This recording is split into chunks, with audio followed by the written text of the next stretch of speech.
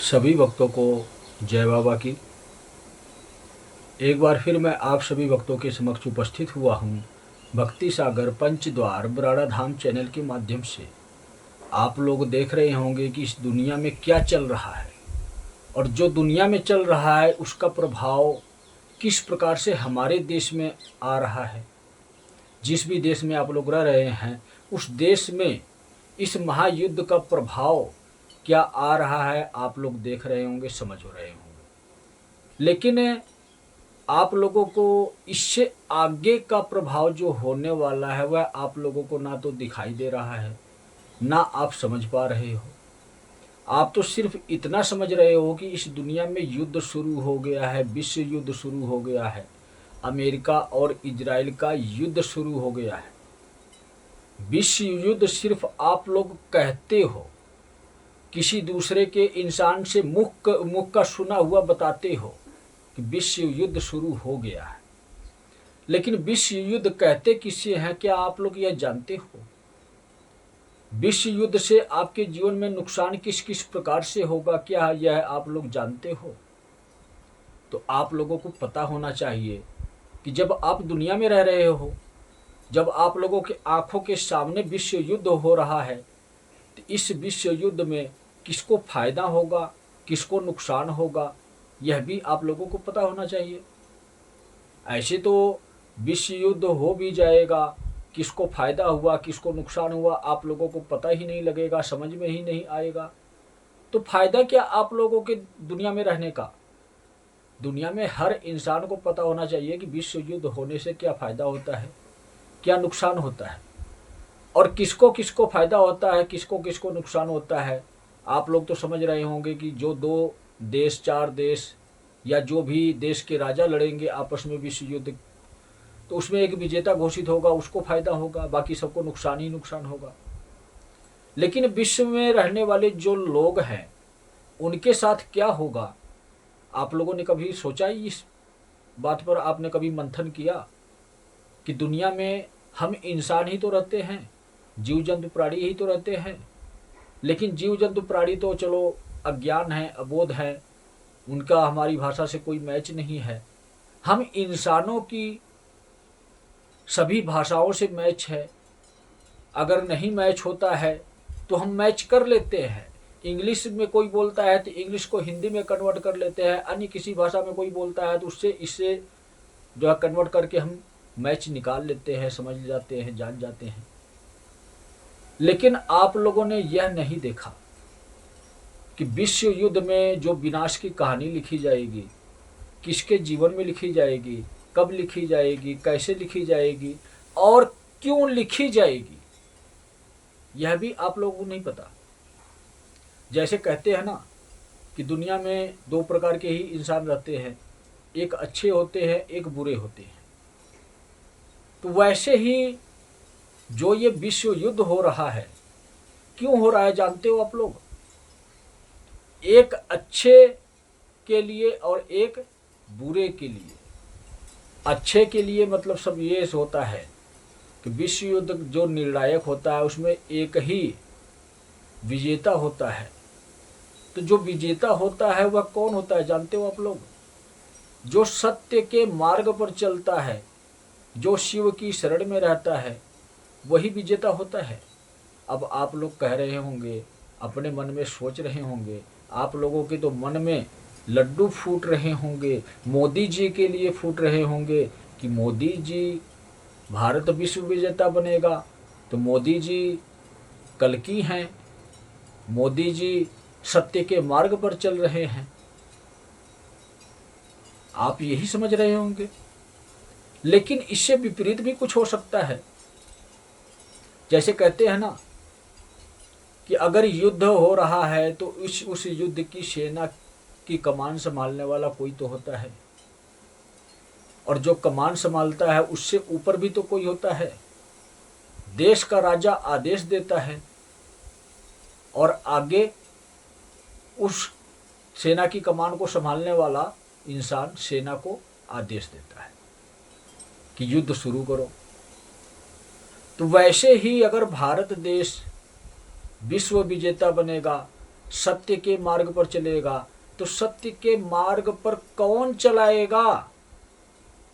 क्या मोदी जी के बस की बात है कि सत्य के मार्ग पर चल पाएंगे, स्वयं को विश्व विजेता बना पाएंगे?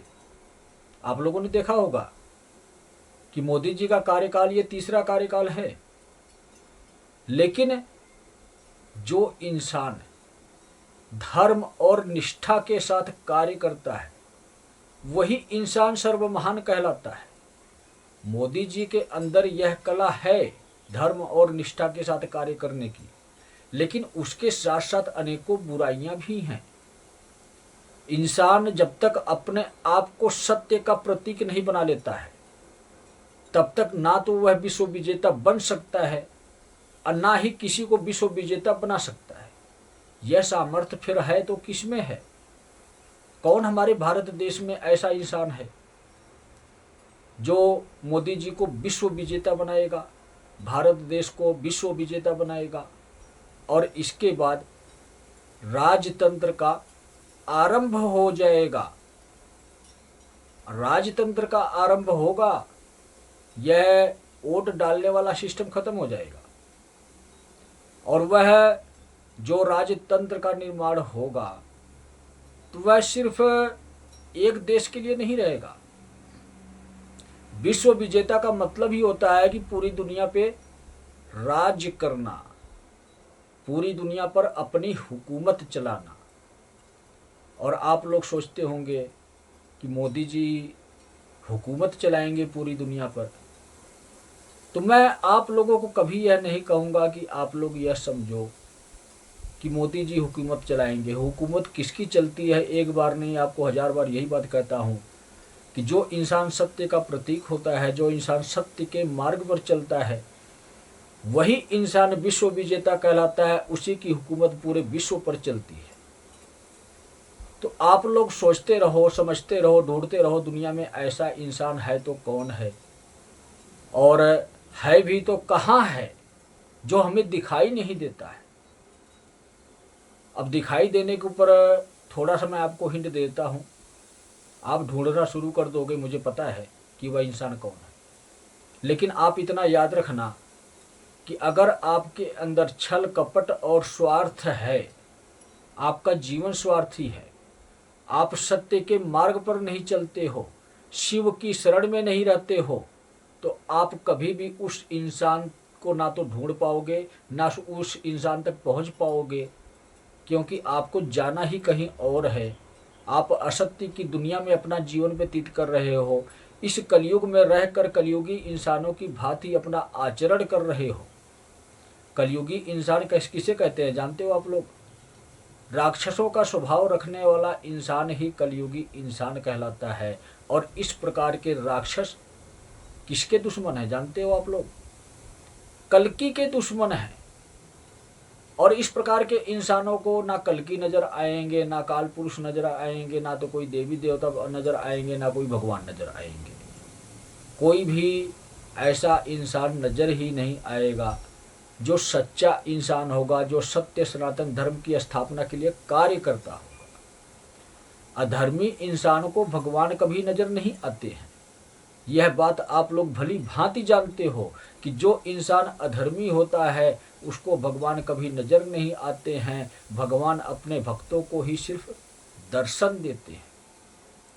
तो अगर आप शिव की शरण में रहते हुए अपना जीवन व्यतीत करते हो, किसी के लिए बुरा नहीं सोचते हो, किसी के भले के लिए कोई कार्य करते हो जिसमें किसी की भलाई हो, तो आपको कल की अवश्य नजर आएंगे, घर बैठे दर्शन देकर जाएंगे। यह सत्य है। हम बात कर रहे थे विश्व युद्ध के ऊपर। विश्व युद्ध हो रहा है लेकिन आप लोगों के समझ में नहीं आ रहा है। जैसे आप लोगों ने किसी और के मुख से सुना कि विश्व युद्ध हो रहा है, तो आपने भी किसी और को बोल दिया कि विश्व युद्ध शुरू हो गया है। विश्व युद्ध की परिभाषा आपको ना पता है और ना ही आपके समझ में आ रही है। तो वही परिभाषा ही मैं थोड़ा सा आप लोगों को समझाने आया हूँ, बताने आया हूँ। जैसे कि कहते हैं कि आग जलाओ तो ताप हमें भी लगता है, और उस ताप से बचने की कोशिश ना करें तो जल भी जाते हैं। तो ऐसे ही विश्व युद्ध शुरू हुआ है। और विश्व युद्ध का मतलब क्या है हमने आप लोगों को समझाया कि जो पूरे विश्व पर राज करे वही विश्व विजेता कहलाता है, वही पूरी दुनिया का राजा कहलाता है। और पूरी दुनिया का राजा कौन हो सकता है आप लोग समझो। पूरी दुनिया पे राज करना कोई साधारण बात नहीं है, किसी इंसान के बस की बात नहीं है कि कोई इंसान पूरी दुनिया पे राज कर सके। पूरी दुनिया पर राज करने का मतलब पूरी सृष्टि पर राज करना, समझे आप लोग। और सृष्टि पर राज कौन करता है, सृष्टि किसने बनाई है यह आप लोगों को नहीं पता है। जिसने सृष्टि बनाई है तो उसने सृष्टि की व्यवस्था को चलाने के लिए व्यवस्थापक भी बनाए हैं। इस दुनिया में अनेकों लोग आए हुए हैं सृष्टि को की व्यवस्था को चलाने के लिए।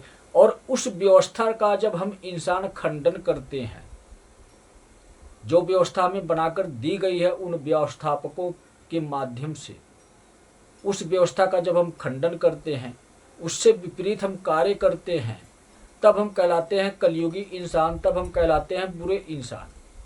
और इस प्रकार के जितने भी बुरे इंसान हैं, ऐसा कोई भी इंसान नहीं होगा जो अपने आप को बचा सके।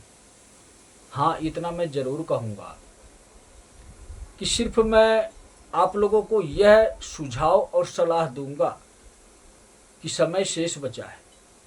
अभी तो सिर्फ अधर्मियों का ही समय शुरू हुआ है।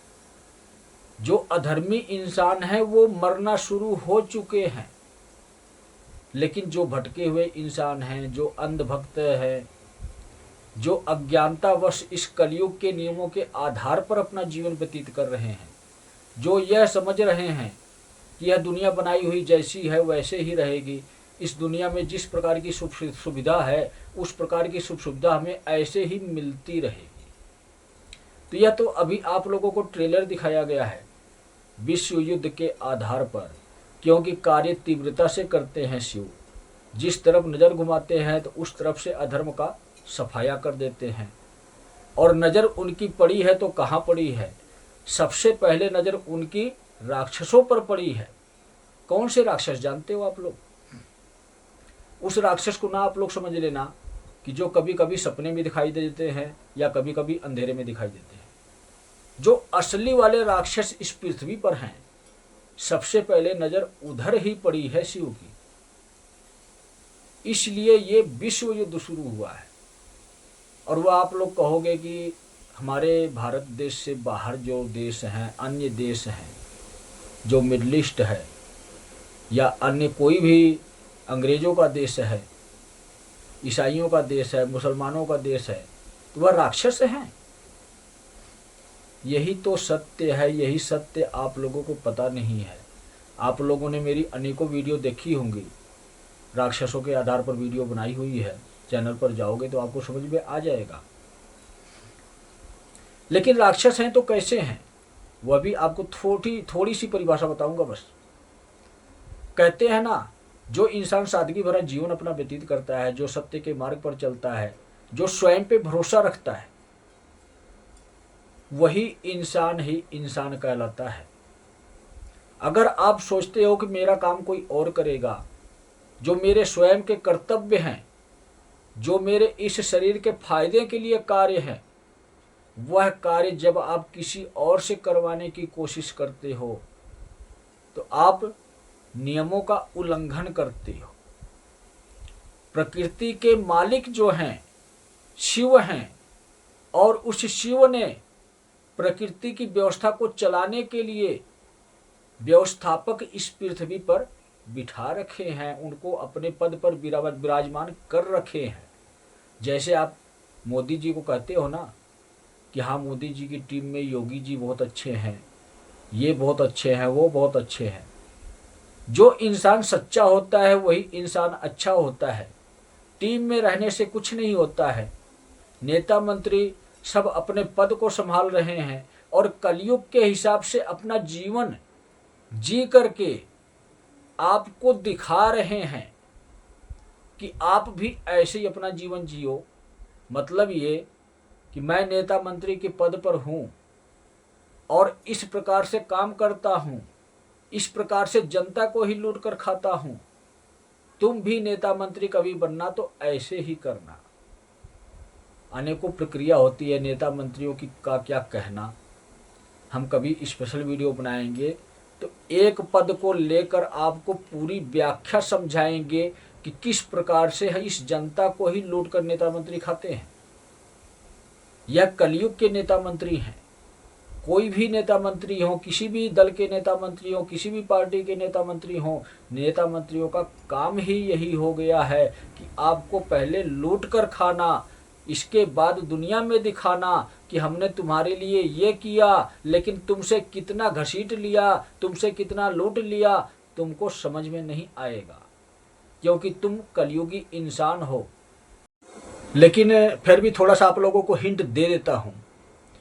राक्षस दो क्वालिटी के होते हैं, एक असली राक्षस होते हैं, एक नकली राक्षस होते हैं। जो नकली राक्षस होते हैं वही इंसान रूपी काया से जो आत्मा प्रताड़ित होकर प्रेत आत्मा बनती है, प्रेत आत्मा से अन्य पाप कर्म करके सर्वश्रेष्ठ राक्षस बनती है, मतलब शक्तिशाली राक्षस बनती है।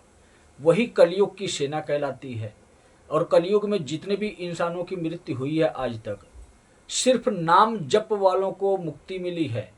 अन्यथा अगर कोई नाम जप नहीं करता है, तंत्र मंत्र की प्रक्रिया से अपना जीवन व्यतीत करता है, तो उस इंसानों को मुक्ति कभी नहीं मिली है। वह राक्षसों की सेना में ही भर्ती हो गए।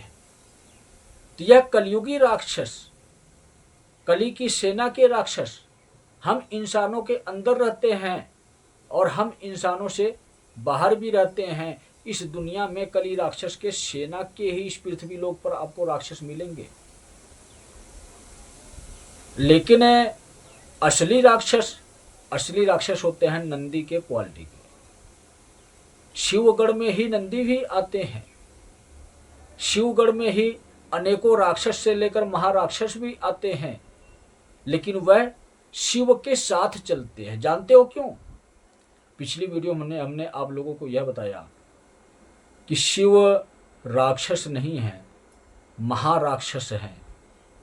शिव वह भगवान नहीं है जो इंसान आप आज के समय का समझ रहा है कि शिव ये हैं वो हैं। तो शिव असली भगवान हैं। आप किसके लिए जानते हो? अगर आप अच्छे कर्म करते हो, सत्य के मार्ग पर चलते हो, तो शिव आपके लिए असली भगवान है। लेकिन अगर आप असत्य के मार्ग पर चलते हो, इस भगवान स्वरूपी काया को राक्षस का स्वरूप प्रदान करते हो। दिखता इंसान की तरह है, लेकिन इंसान के अंदर की जितनी भी प्रतिक्रिया होती है, सब के सब टोटल के टोटल राक्षसों वाली ही आदत होती है इस कलयुग में। तो इसलिए यह नकली राक्षस है, कली के सेना के राक्षस हैं। तो कहने का मतलब मेरा ये है कि बाहर की दुनिया में आज के समय में जितने भी इंसान हैं, सभी लोग मांसाहार का सेवन करते हैं और अलग अलग धर्मों में रहते हुए अपना जीवन व्यतीत करते हैं, लेकिन कभी भी उस शिव को याद नहीं करते। शिव को तो जानते भी नहीं है कि शिव है कौन।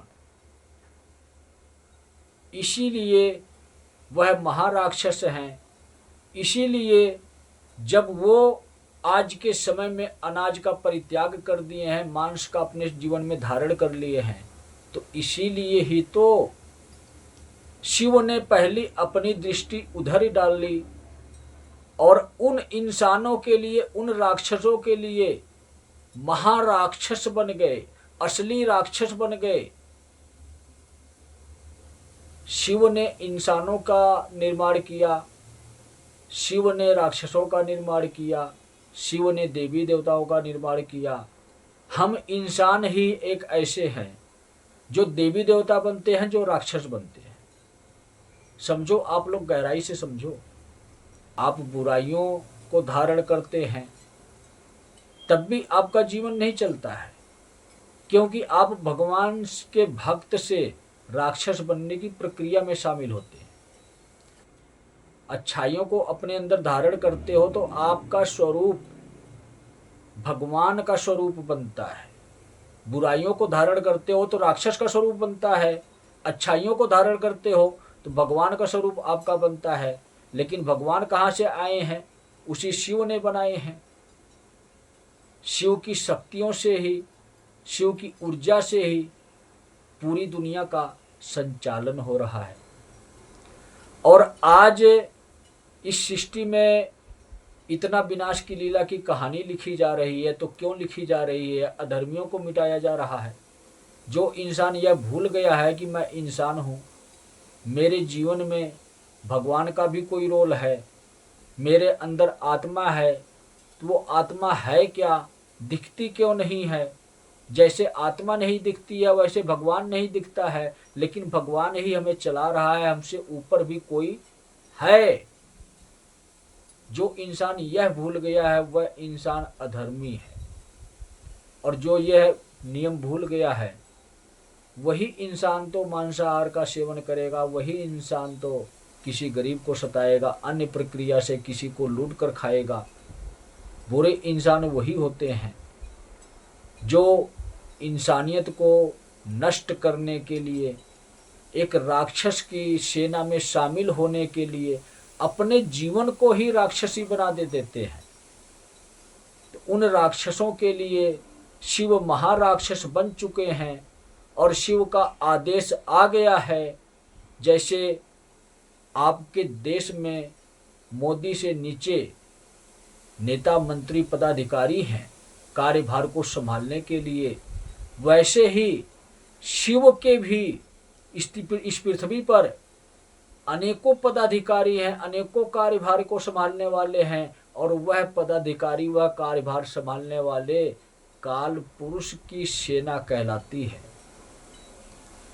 काल पुरुष की सेना कहलाती है। जैसे आप लोगों ने बहुत कुछ देखा होगा अब तक दुनिया में। मेरी उम्र ही छोटी सी है, मैं क्या देख सकता हूँ। आपने अपने आँखों की दृष्टि से बहुत कुछ देखा होगा। जो इंसान 70 से 80 साल के बीच में होगा तो वह तो बहुत कुछ देखा होगा दुनिया में कि इस दुनिया कैसी थी और आज कैसी हो गई है, और वह अंदाज़ा भी लगाता होगा कि आने वाले टाइम में कैसी हो सकती है। तो बदलता तो सब कुछ है।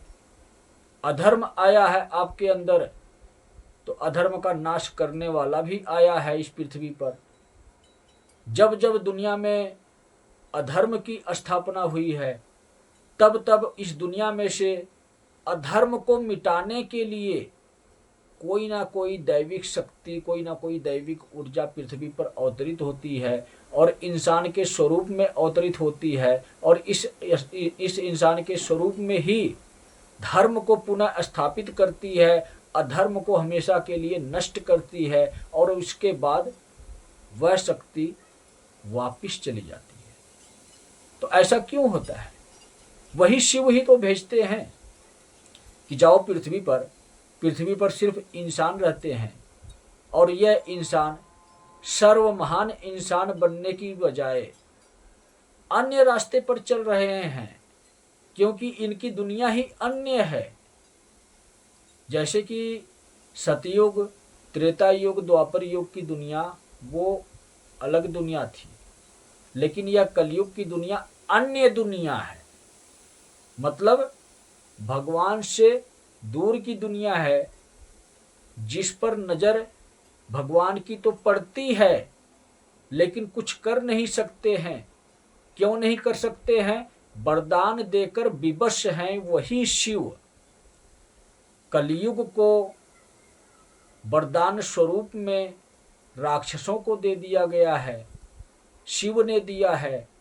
इसलिए कलयुग में अधर्म बहुत तीव्रता से आगे बढ़ा, और अधर्म करते हुए इंसान अपने आप को राक्षस बनाया, और राक्षस जब इंसान बना तो इन राक्षसों का वध होना तय है।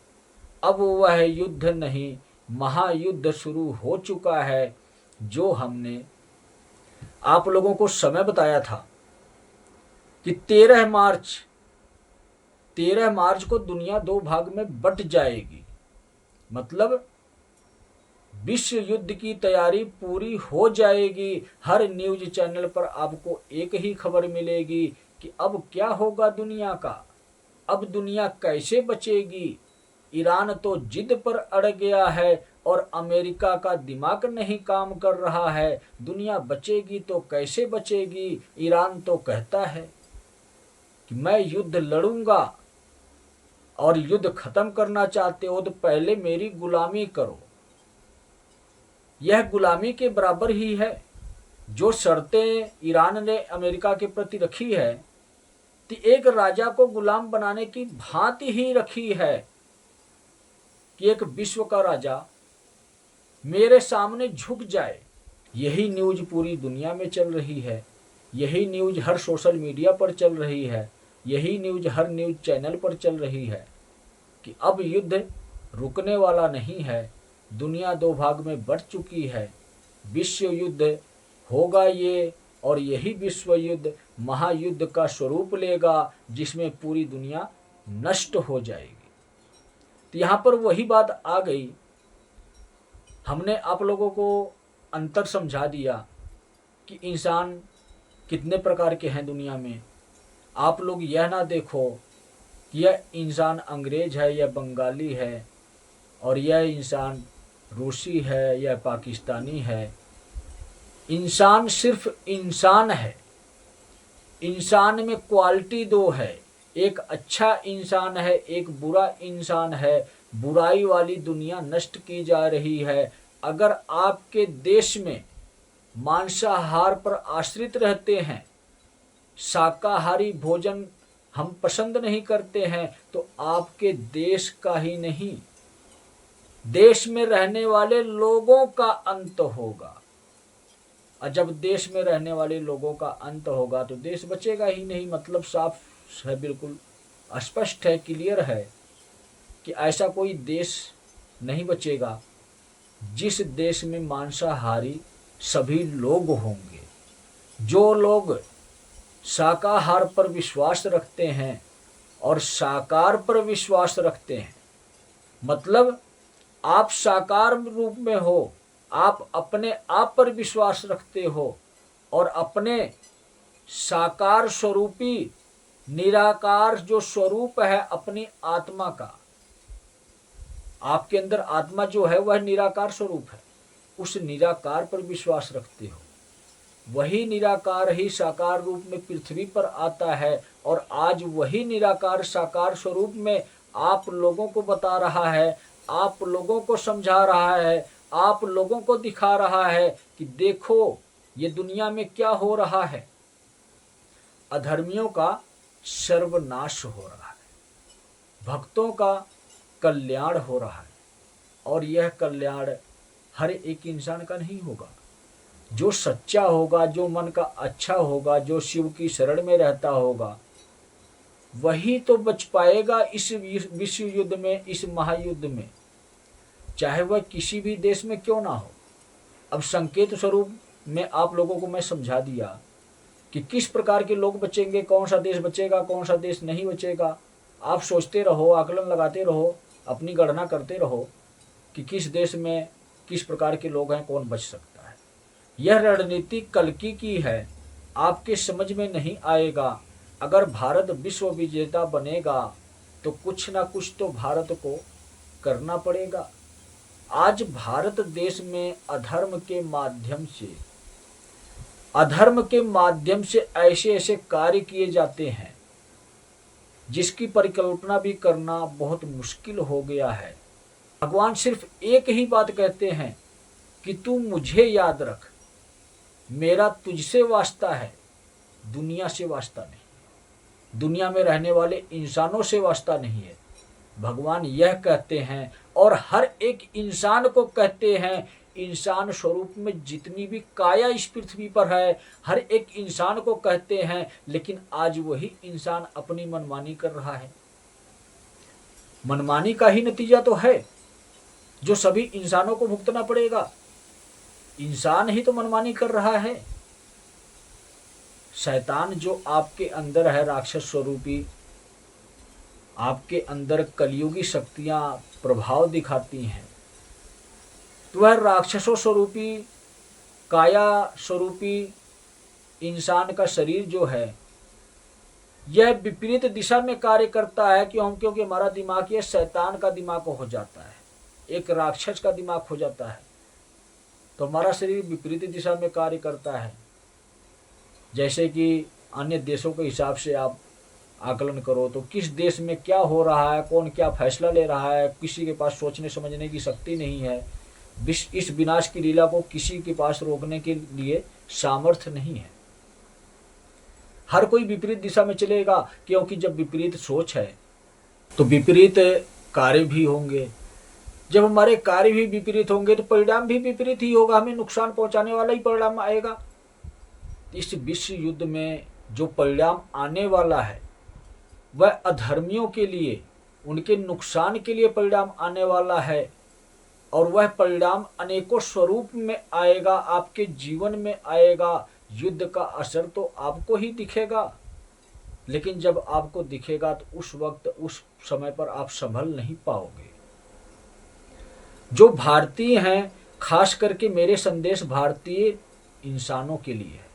जो इंसान आज के समय में हैवान बन चुके हैं, जो अपना रहन सहन स्वभाव सब कुछ बदल चुके हैं, जो भगवान के नाम पर लूट कर खाते हैं और भगवान से ही लूटा हुआ धन दूसरों को भी खिलाते हैं। भगवान से ही लूटा हुआ धन का मतलब समझते हो आप लोग? अगर किसी शरीफ इंसान का हम फायदा उठाते हैं अपने स्वार्थ के लिए, उसका नुकसान करते हैं शरीफ इंसान का, तो वो भगवान से लूटा हुआ धन कहलाता है। और हमने भगवान का धन चोरी किया है, एक ईमानदार इंसान का लूट कर खाया है, चाहे किसी भी प्रक्रिया से लूट कर खाया है। हम तो अधर्मी हैं, हम तो चोर हैं, हमें तो सजा मिलेगी। कहते हैं ना कि भगवान सब देखते हैं, भगवान सब जानते हैं। तो वह इंसान के स्वरूप में भगवान पृथ्वी पर भी रहते हैं।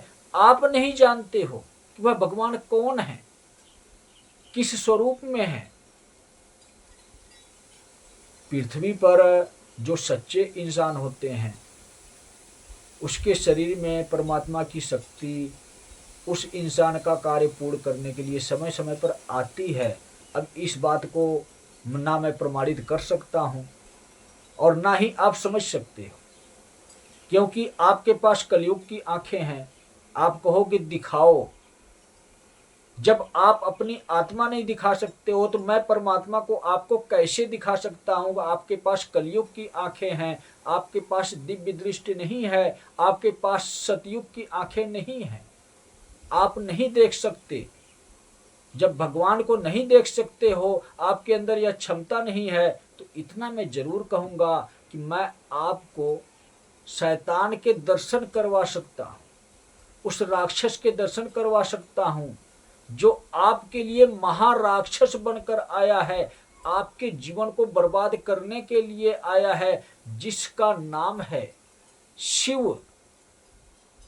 और वही शिव शंकर बनकर पृथ्वी पर आए, महादेव बनकर पृथ्वी पर आए, इंसानों को जीने की राह सिखाकर पृथ्वी से गए। और आज वही शिव अपने दूसरे अवतार में आए हैं, दूसरे स्वरूप में आए हैं, काल पुरुष बनकर आए हैं, शंकर बनकर आए थे दुनिया को चलाने के लिए। शिव ही आए थे, शिव ही वह मूल शक्ति है जो एक ही है।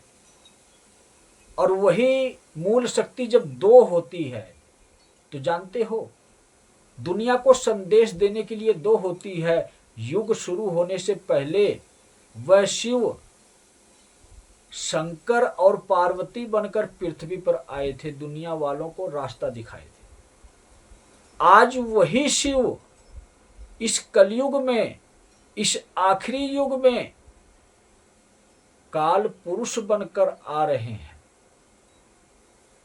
शंकर मतलब समझो आप लोग जीवन दान, हर कण कण में शंकर, और कण से ही बनते हैं शंकर। मतलब ये शिवलिंग भी आपका पत्थर का है, तो शंकर ही कण के स्वरूप में पृथ्वी पर हमेशा के लिए विद्यमान हो गए कि जो इंसान इस पत्थर को शंकर बनाकर पूजेगा उसके जीवन में शंकर के भांति ही सुख सुविधा आएगी। मतलब संपूर्ण इंसान वही होगा, निराकार स्वरूप की जो पूजा करेगा, अपनी अंतर आत्मा की जो पूजा करेगा। अपनी अंतर आत्मा की पूजा करने मतलब समझते हो, जो अंतर आत्मा है, जिस आकार से उत्पन्न हुई है, मतलब जिस ऊर्जा से हमारी आत्मा उत्पन्न हुई है, उसकी पूजा करना। हम उसकी पूजा करेंगे तभी इसकी शक्ति बढ़ेगी, तभी इसकी पावर बढ़ेगी, तब ही तो हम पूर्ण होंगे। तो परमात्मा की पूजा करना ही आत्मा की पूजा होती है, आत्मा के माध्यम से की जाती है, आत्मा को पवित्र बनाया जाता है, तब परमात्मा की पूजा होती है। लेकिन आज के समय में कलयुगी इंसान है। जब शंकर आप लोगों की जीने की राह दिखा कर गए हैं, तो इस दुनिया में कितने लोग हैं जो शंकर महादेव के दिखाए हुए रास्ते पर नहीं चलते हैं। अलग उनका रास्ता है, अलग उनकी दुनिया है। लेकिन जब कलयुग आखिरी युग है, राक्षसों का युग है, इंसानों का तो युग है नहीं। इससे पहले जो युग थे उसमें इंसान रहते थे, स्वार्थी नहीं होते थे, भगवान की भक्ति करने वाले इंसान होते थे। अगर किसी ने बुरा किया है तो उसको सजा मिलती थी। वही प्रक्रिया इस कलयुग में है, लेकिन उसमें तत्काल में सजा मिल जाती थी, लेकिन कलयुग में तत्काल में सजा आपको नहीं मिलती। अब तक आप लोगों का जीवन सुखी चला, कलयुग में जी रहे थे। कलयुग का नियम ही कहता है कि जो राक्षस होगा वह सुखी होगा, जो भगवान का भक्त होगा वह दुखी होगा। आज वही महादेव का स्वरूप जो था, शंकर का स्वरूप जो था, कलयुग के आखिरी समय में, कलयुग का अंत करने के लिए, राक्षसों का अंत करने के लिए, आज वही शिव काल पुरुष के स्वरूप में आए हैं, काल रात्रि के स्वरूप में आए हैं। तो समझो आप लोग, मैं तो कहता हूं कि आप लोगों को दिखाना ही नहीं चाहिए कुछ, आप लोगों को बताना ही नहीं चाहिए कुछ, लेकिन क्या करूं, दया आ जाती है कि किसको बताऊं, किसको दिखाऊं। समझने वाला कोई है नहीं, सभी तो अधर्मी हैं, सभी तो मेरी बातों को असत्य समझते हैं, झूठ समझते हैं। चलो इन्हीं के साथ ही टाइम पास कर लेते हैं, इनको दिखाने की कोशिश करते हैं, शायद क्या पता किसी के समझ में आ जाए। नहीं समझ में आएगा तो फिर तो टाइम पास करने के लिए नहीं आए हैं, टाइम पास करने के लिए आए हैं भक्तों के साथ, अधर्मियों के साथ नहीं। अगर आपके समझ में आ जाता है तो आपके साथ टाइम पास करूंगा मैं, मतलब आपके पास 2 पल बिताऊंगा। जब आपके पास दुख की घड़ी आएगी, जब आपके जीवन में दुख और समस्याएं आएंगी, तब आपके घर पर आऊंगा और आपके घर में से आपको आपकी समस्याओं को लेकर आऊंगा। काल पुरुष और काल रात्रि, कलयुग का अंत करने के लिए महाकाल ही काल पुरुष बन गए हैं। इस पृथ्वी पर जो पुरुष रहता है उसके साथ महाकाल की एनर्जी रहती है। और काल रात्रि मतलब अंधेरी दुनिया पर राज करने वाली वह शक्ति जो महाकाली है, अंधेरी दुनिया पर राज करने वाली। अंधेरा कब होता है? इंसान के जीवन में अंधेरा होता है ना। जैसे कहते हैं कि दिन में तो आप चांदने में रहते हो, लेकिन रात को अंधेरा हो जाता है। लेकिन इस कलयुगी बत्ती के हिसाब से आप देखने वाली दुनिया तैयार कर लेते हो, बल्ब जलाकर या दीपक जलाकर या किसी भी प्रक्रिया से, लेकिन अंधेरा तो आता है इंसान के जीवन में। वैसे ही अंधेरी दुनिया का मतलब राक्षसों की दुनिया। दिन बना है इंसानों के लिए, रात बनी है राक्षसों के लिए। इसीलिए इंसान दिन में काम करता है, रात को सोता है। इसीलिए इंसान को दिन में भूत प्रेत नहीं दिखाई देते हैं, रात में भूत प्रेत दिखाई देते हैं। और आज इसलिए नहीं दिखाई देते हैं कि आज इंसान ही राक्षस बन गया है। भूत प्रेत सब कुछ इंसानों के अंदर ही तो मिलेंगे, जितनी बुराइयां हैं सभी इंसानों के अंदर ही तो मिलेंगी। तो आप लोग मेरी बात को समझने की कोशिश करो। काल पुरुष कौन है, काल रात्रि कौन है? महाकाल और महाकाली ही काल पुरुष बने हैं, काल रात्रि बने हैं। इंसान के स्वरूप में पृथ्वी पर ही मौजूद हैं। जिस प्रकार शंकर जी और पार्वती जी इंसान का स्वरूप और शरीर धारण किए थे, पृथ्वी पर आप लोगों को जीने का मार्ग दिखा कर गए हैं, वैसे ही अब की बार शंकर महादेव की बजाय काल पुरुष और कल्कि आए हैं। कल्कि ही महाकाल कहलाए हैं। कैसे कहलाए जानते हो आप लोग? कल्कि जब महाकाल को बुलाकर लेकर आए हैं, तो जैसे कहते हैं कि छोटे बच्चे होते हैं, अगर उसको किसी ने मार दिया तो जाकर अब किसको बुला कर ले आता है? अपने बाप को बुला कर लाता है। बाप आता है तो उसको धमकाता है या समझाता है। तो वैसे ही कल्कि हैं, वैसे ही विष्णु हैं। विष्णु कहाँ से आए हैं? शिव में से आए हैं। शिव का जब प्रचंड स्वरूप प्रकट होता है, उसी स्वरूप को हम महाकाल कहते हैं। प्रचंड स्वरूप प्रकट होने का मतलब किसी का अंत करने के लिए शिव जब महाशिव बनते हैं, विकराल शिव बनते हैं, अपने असली स्वरूप को प्रकट करते हैं, महाकाल स्वरूप को, वही स्वरूप महाराक्षस स्वरूप कहलाता है, जिसमें वह किसी को पहचानते नहीं है। सामने जो है वह नष्ट होना ही होना है। तो आरंभ के लिए शिव हैं, दुनिया को चलाने के लिए वही शिव शंकर और पार्वती के स्वरूप में, स्त्री और पुरुष के स्वरूप में पृथ्वी पर अपनी उपस्थिति दर्ज किए कि मैं तुम लोगों का भगवान हूँ, सबसे सर्वश्रेष्ठ भगवान हूँ। इसीलिए मुझको कहते हैं देवों के देव महादेव। तो वही शिव तो इस कलयुग के आखिरी समय में काल पुरुष और काल रात्रि बनकर आए हैं, अधर्मियों के लिए आए हैं। कौन लेकर आया है? कल्कि लेकर आए हैं। कल्कि बुलाकर लाए हैं कि चलो मेरे साथ, क्योंकि आपकी दुनिया बनाई हुई है और इस दुनिया में आपको कोई याद करने वाला ही नहीं है। इस दुनिया में तो सभी राक्षस बन गए हैं, सभी कली के नाम की माला जपते हैं, सभी कलयुग के नियमों के आधार पर अपना जीवन बिताते हैं। और हम देवी देवताओं को इंसानों ने एक व्यवसाय बना दिया है, मनोरंजन का जरिया बना दिया है। हमारा कोई नाम नहीं लेता है, हमारे नाम पे व्यवसाय करते हैं। तो वही कल्कि बुलाकर ले आए हैं कि मेरी नज़र में कोई भी ऐसा पृथ्वी पर भक्त नहीं है जो सच्चा हो, जो अच्छा हो। मैं किसके पास जाऊंगा, किसको अपनी कहानी सुनाऊंगा? आपकी बनाई हुई दुनिया है और आज आपकी दुनिया ही किसी और की दुनिया बन गई है। कली राक्षस की दुनिया बन गई है। राक्षसों की संपूर्ण सृष्टि तैयार हो रही है, कली राक्षस की दृष्टि में तैयार हो रही है।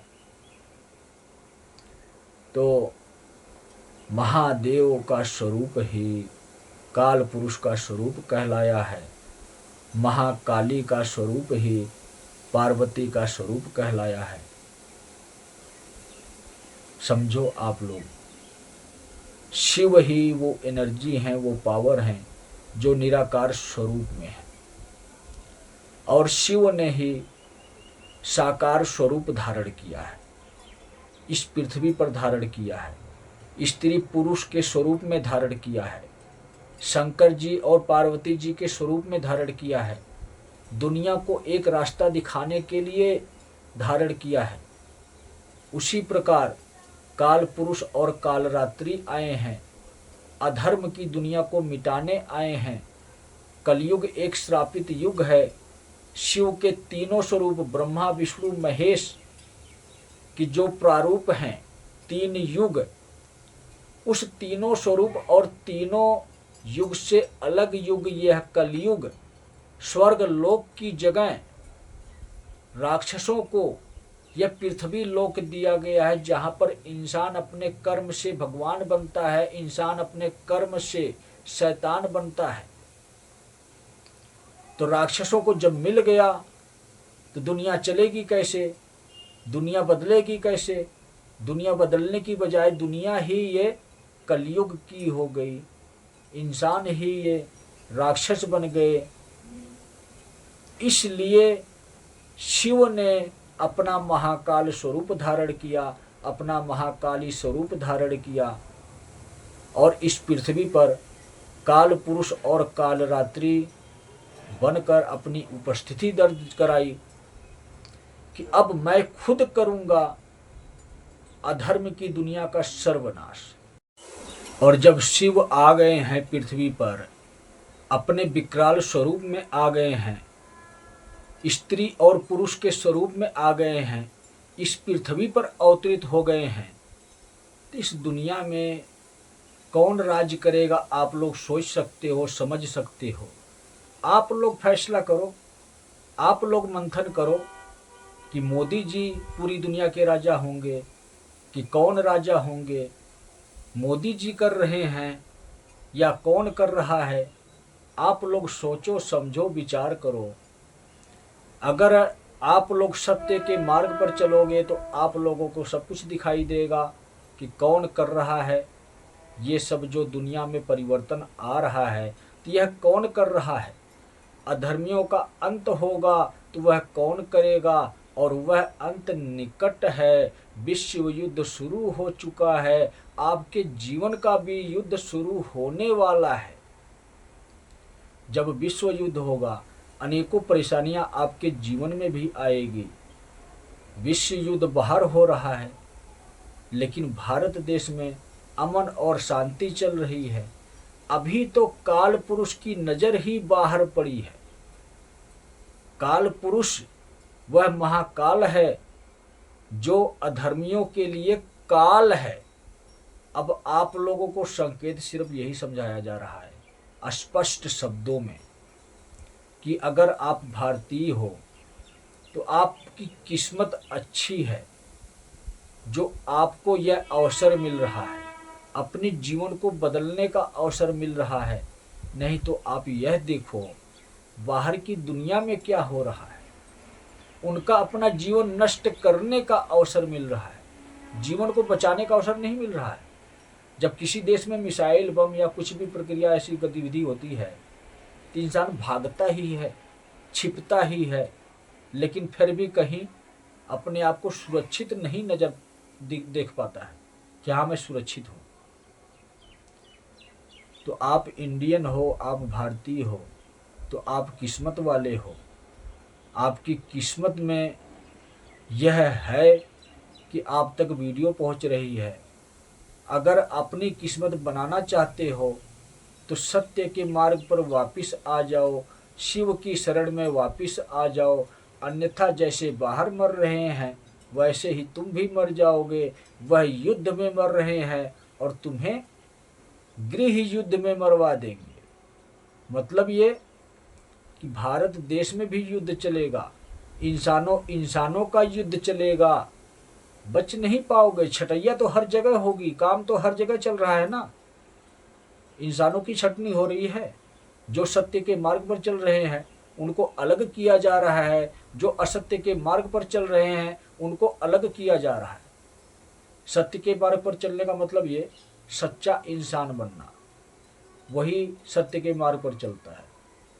और असत्य के मार्ग पर चलने का मतलब यह होता है कि झूठा इंसान बनना। झूठा इंसान का मतलब समझते हो? बुरा इंसान जिसके अंदर बुराइयां ही बुराइयां भरी हों। अगर आप बुरे इंसान हो तो आपके जीवन का अंत होगा। आपके समझ में नहीं आएगा कि आपके प्राण कैसे हरे जाएंगे। आपको विश्व युद्ध दिख रहा है, अन्य देशों में मरते हुए लोग दिख रहे हैं, लेकिन हमारे भारत देश में कैसे मरेंगे यह आपको नहीं दिख रहा है। आप तो सोचते हो कि यहाँ पर मोदी जी हैं और अगर थोड़ा सा आप अध्यात्म के माध्यम से चलते हो तो आप तो सोचते हो कि यहाँ पे तो कल्कि जी हैं, हम तो राम नाम जपते हैं, हम तो राधा नाम जपते हैं, हम तो कृष्ण नाम जपते हैं, तो हम तो हनुमान नाम जपते हैं, हमें ये लोग बचा लेंगे। किसी का भी नाम जपते रहो दुनिया में, किसी भी देवी देवता को बुलाते रहो दुनिया में, कोई भी धर्म शास्त्र आप पढ़ते रहो दुनिया में। जैसे कहते हैं ना, एक शास्त्री जी हैं, वह बोलते हैं कि त्रिकाल संध्या का जाप करो इस समय पर, तभी आपके प्राण बचेंगे। तो मैं संकेत स्वरूप में सिर्फ इतना बता रहा हूं आप लोगों को कि आप त्रिकाल संध्या का जाप करो, भगवत गीता पुराण का पाठ करो, रामायण पाठ का पुराण करो, जाप करो। किसी भी प्रक्रिया से, किसी भी गतिविधि से, कुछ भी धर्म शास्त्र पुराण ग्रंथ उठाकर पढ़ो, अध्ययन करो, या जितना मर्जी नाम जप करो, किसी भी देवी देवता का करो। इतनी गारंटी मैं देता हूं कि जब तक अपने अंदर की बुराइयों को अंत नहीं करोगे, तब तक कोई भी देवी देवता तुम्हें बचाने नहीं आएंगे।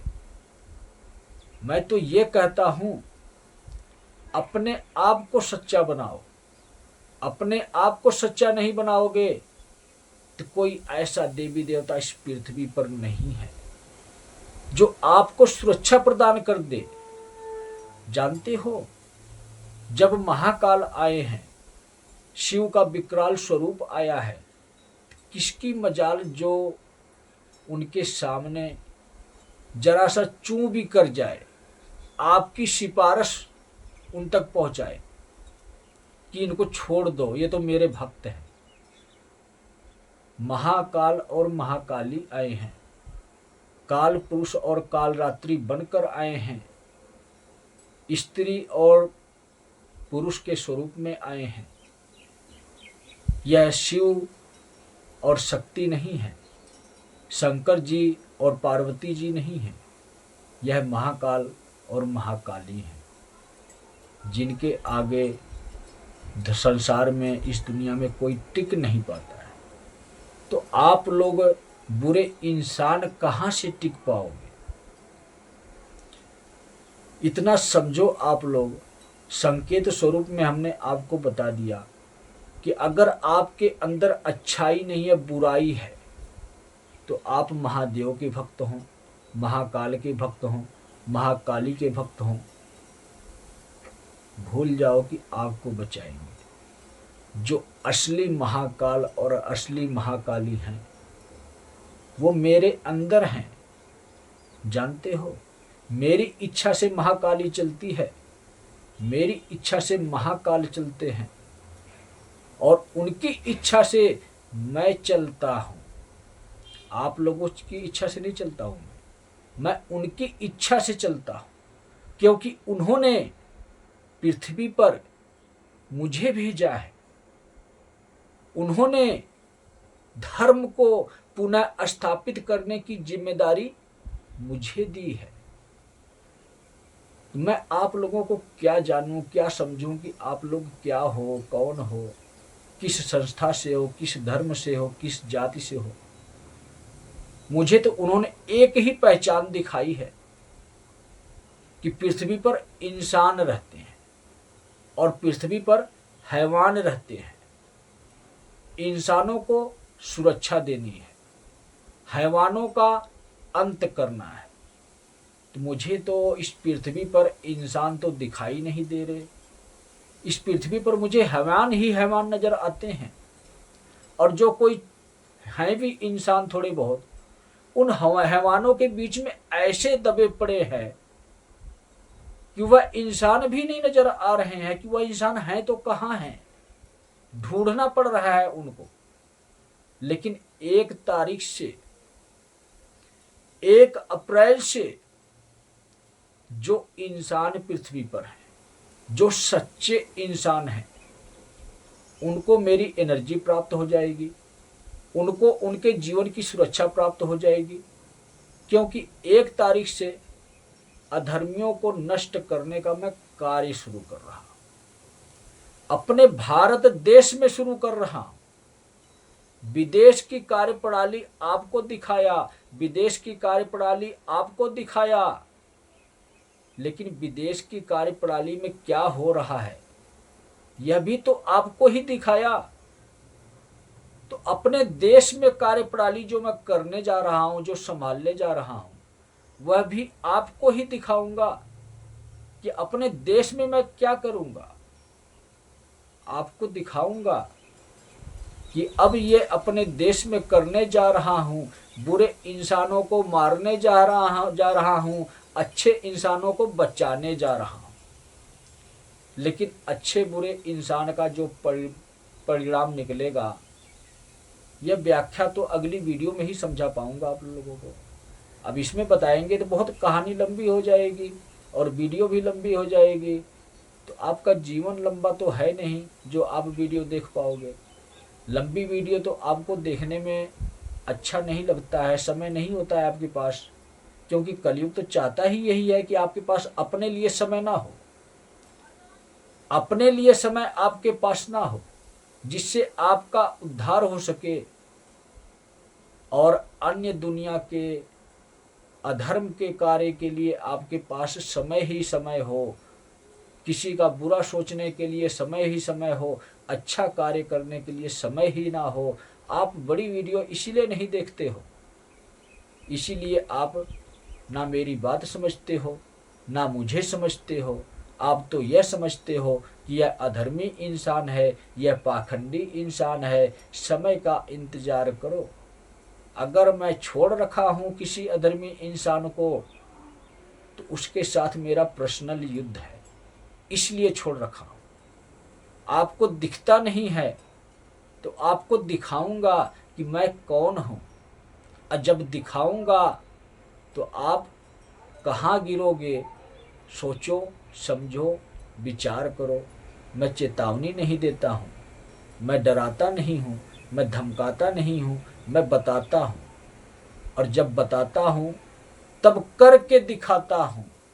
1 अप्रैल के बाद जितने भी अधर्मी हैं, जितने भी स्वार्थी हैं, जितने भी छली कपटी हैं, जितने भी लोग अधर्म को माध्यम बनाकर किसी गरीब असहाय को सताकर अपने जीवन में सुख सुविधा को अर्जित किए हैं, इनके जीवन में कठिनाइयां आएंगी और भगवान के भक्तों को सुरक्षा प्रदान होगी। लेकिन सुरक्षा तब ही प्रदान होगी जब आप सच्चे इंसान बनोगे, जब आप अच्छे इंसान बनोगे। अगर आप झूठे इंसान बनोगे तो आपके जीवन में विपदाएं, कठिनाइयां दस्तक देंगी। 1 अप्रैल को देंगी। अप्रैल फूल आपके जीवन में है, बेवकूफ़ बनाने का काम आप करते हो।